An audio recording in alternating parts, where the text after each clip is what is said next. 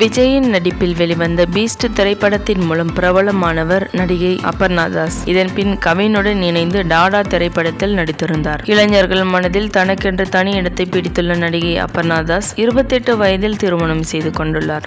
மலையாள நடிகரான தீபக் என்பவருடன் இவருக்கு திருமணம் நிச்சயிக்கப்பட்டது. நடிகை அபர்ணா தாஸ் திருமணம் செய்து கொண்டிருக்கும் நடிகர் தீபக் சமீபத்தில் மலையாளத்தில் வெளிவந்த மஞ்சுமல் பாய்ஸ் திரைப்படத்தில் முக்கிய கதாபாத்திரத்தில் நடித்திருந்தார். இந்நிலையில் இன்று அபர்ணா தாஸ் மற்றும் தீபக்கின் திருமணம் கோலாகலமாக கேரளாவில் நடைபெற்று முடிந்துள்ளது. திருமணத்தின் போது எடுக்கப்பட்ட வீடியோ தற்போது வெளியாகியுள்ளது.